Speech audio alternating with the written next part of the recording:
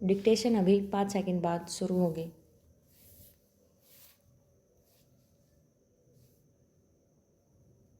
Start.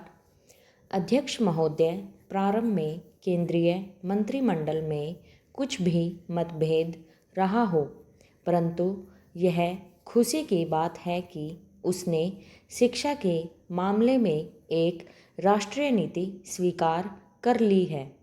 भले ही शिक्षा को संविधान की समवर्ती सूची में न रखा गया हो और इसके संबंध में निर्णय करने का एकमात्र अधिकार राज्यों को दिया गया हो, परंतु केंद्र द्वारा इस विषय में एक राष्ट्रीय नीति का स्वीकार किया जाना इस बात का सबूत है कि अधिकारों के झमेले में न पड़कर शिक्षा के राष्ट्रीय महत्व को अब स्वीकार कर लिया गया है।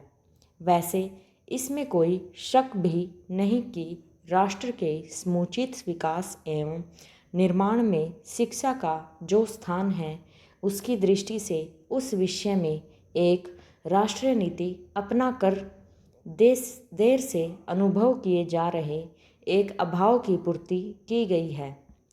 शिक्षा के क्षेत्र में जो अव्यवस्था और असंतोष चल रहा है, उससे अंत हो जाएगा, यह कहना अभी कठिन है। यह सत्य है कि नीति संबंधी जो योजना केंद्रीय शिक्षा मंत्रालय ने बनाई, वह कोठारी आयोग की सिफारिशों तथा उस पर संसदीय समिति के निर्णयों पर सर्वाधिक आधारित है। यह भी सही है कि इस संबंध में राज्यों से भी परामर्श लिया गया है, परंतु इस बात की कोई गारंटी नहीं है कि संसद द्वारा उसे स्वीकार कर लेने के बाद भी उस पर अमल शुरू हो जाएगा। यह बात राज्यों पर आधारित है और यह किसी से छुपा नहीं कि कुछ राज्य सरकारों का शिक्षा के विभिन्न मुद्दों पर कुछ न कुछ मतभेद हमेशा रहा है।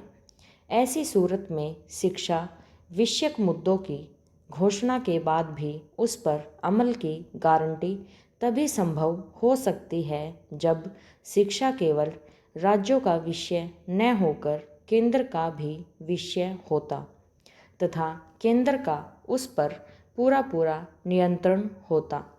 मेरे विचार में इसके लिए अगर आवश्यकता पड़े तो संविधान में परिवर्तन करना चाहिए, ताकि शिक्षा के साथ और अधिक खिलवाड़ न हो सके। अब तो संसद सदस्यों को विभिन्न दलों की संसदीय समिति का बल भी प्राप्त है। ऐसी हालत में इस परिवर्तन में कोई भी फेरबदल नहीं हो सकता। अब तक केंद्र और राज्यों की ओर से शिक्षा पर काफ़ी व्यय किया जा रहा है, लेकिन इससे विशेष लाभ नहीं हो रहा, क्योंकि शिक्षा में दोहरी व्यवस्था चल रही है।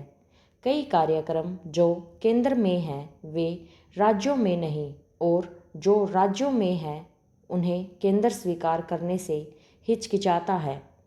ऐसी दिशा में शिक्षा के संबंध में कोई राष्ट्रीय नीति स्वीकार करना निहायत जरूरी है।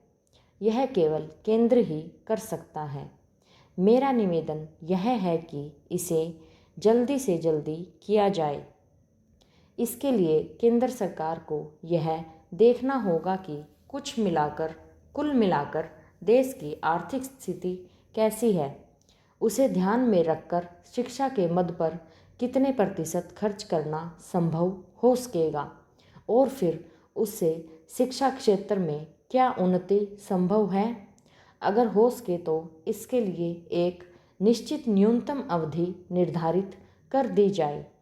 इस समय राष्ट्र के पास धन की कमी हो सकती है, परंतु इस बात से कोई इनकार नहीं कर सकता कि भारत जैसे विशाल देश की निरक्षरता को समाप्त करने के लिए यह अत्यंत आवश्यक है कि शिक्षा के मद पर अधिक से अधिक व्यय किया जाए।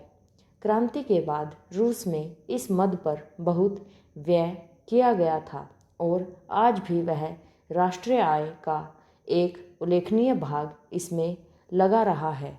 स्टॉप।